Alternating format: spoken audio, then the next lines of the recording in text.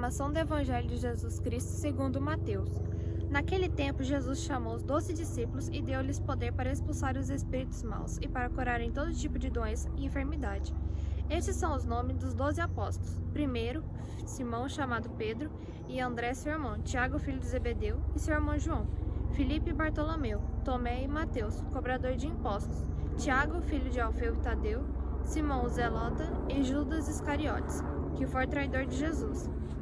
Jesus enviou esses 12 com as seguintes recomendações: não deveis ir aonde moram os pagãos, nem entrar nas cidades dos samaritanos. Ide antes as ovelhas perdidas da casa de Israel. Em vosso caminho anunciai: o reino dos céus está próximo. Palavra da salvação. Meus irmãos e minhas irmãs, paz e bem. No Evangelho de hoje nós temos o momento em que Jesus escolhe os seus 12 apóstolos. A palavra apóstolo quer dizer enviados. E 12 é um número muito representativo, porque no Antigo Testamento 12 são os patriarcas. E quando o povo de Israel se organiza na Terra Santa, ele se organiza por tribos, as 12 tribos. Então, este número é um símbolo de que esses 12 apóstolos representam todo o povo de Israel. Todo o povo de Israel, o novo Israel, que é chamado para estar junto com o Senhor. Jesus, assim diz o Evangelho de Mateus, Jesus chamou os 12 discípulos e deu-lhes poder de expulsar os espíritos maus e de curar todo tipo de doenças e enfermidade. O poder que é dele, o Senhor transmite aos seus discípulos. E esses discípulos apóstolos, eles vão fazer aquilo que fazia Jesus. Jesus vai dizer que até mais do que eles vão fazer, e que eles, acreditando na ressurreição, eles partem para anunciar, nos deixam um Novo Testamento para que nós possamos viver hoje essa experiência de encontro com o Senhor, mas tiveram todo o esforço sem medir nada, até mesmo dando a própria vida para anunciar o grande tesouro que encontraram.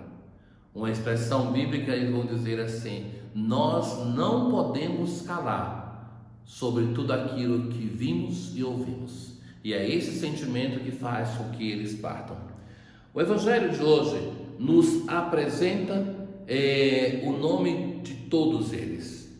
Esses são os nomes dos 12 apóstolos. E esses nomes são repetidos e com pouca variação nós encontramos em todos os evangelhos. E entre esses nós temos pessoas de idade diferente.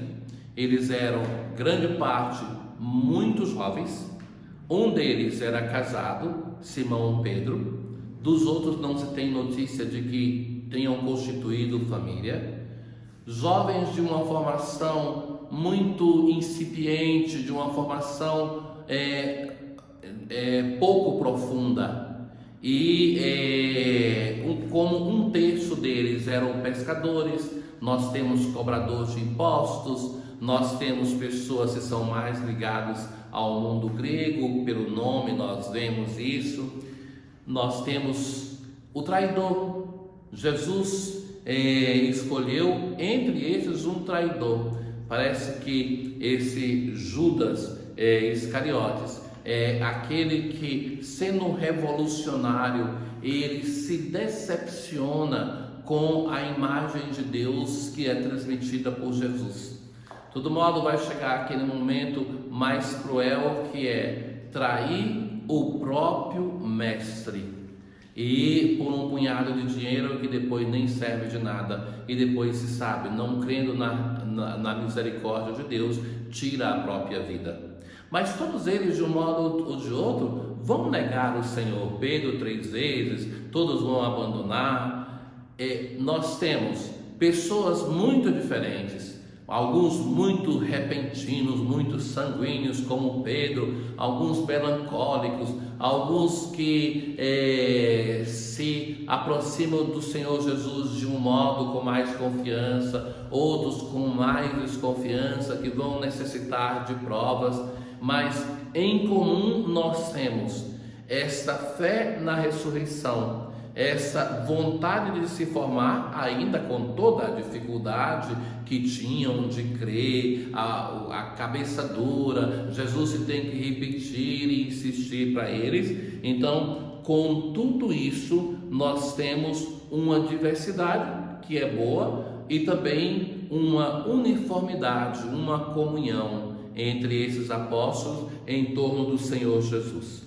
A recomendação de Jesus, que é aquela que se faz depois do elenco dos nomes e que se dá alguma informação, vai dizer assim: não deveis ir aonde moram os pagãos, nem entrar nas cidades dos samaritanos.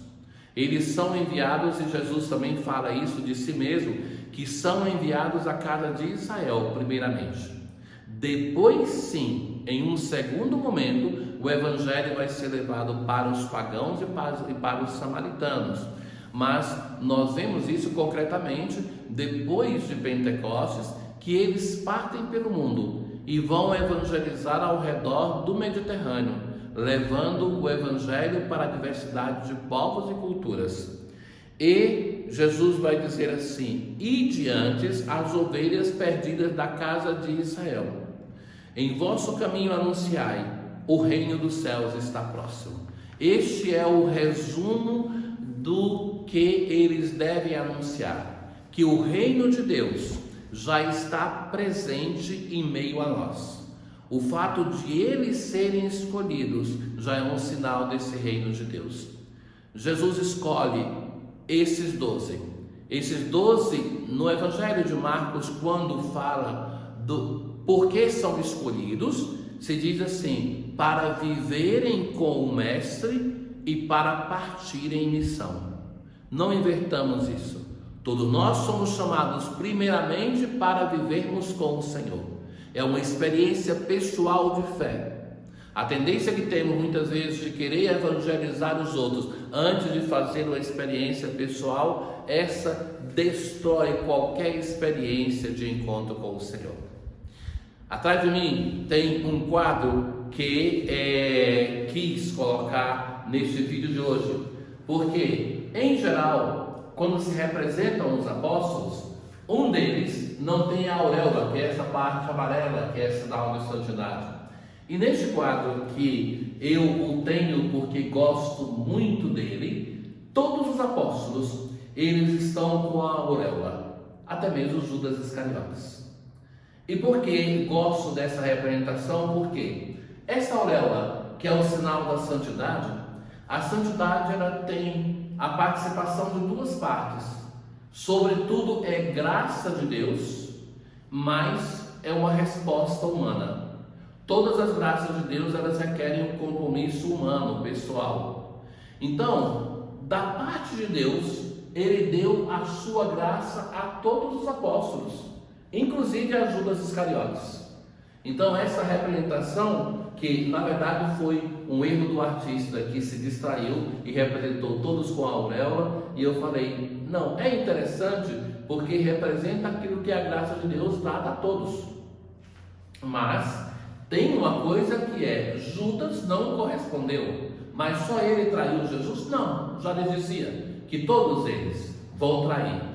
A diferença é que os outros, depois de trair, acreditam na misericórdia e no perdão de Judas, de Jesus. E Judas é aquele que não acreditou na misericórdia e por isso então chega o desespero e tira a própria vida. Então todos eles foram amados, foram queridos pelo Senhor e todos eles foram desejados para o caminho de união com Ele, inclusive Judas, que foi escolhido pelo Senhor. Que nós todos possamos nos sentir tocados por este amor e da misericórdia de Deus em todos os momentos, até mesmo quando nós falhamos, Ele continua a nos amar e nos perdoa e nos olha com o olhar de misericórdia, como fez com Pedro, que se deixou tocar pela misericórdia de Deus. O Senhor esteja convosco, Ele está no meio de nós. Abençoe-vos o Deus Todo-Poderoso, o Pai, o Filho e o Espírito Santo. Paz.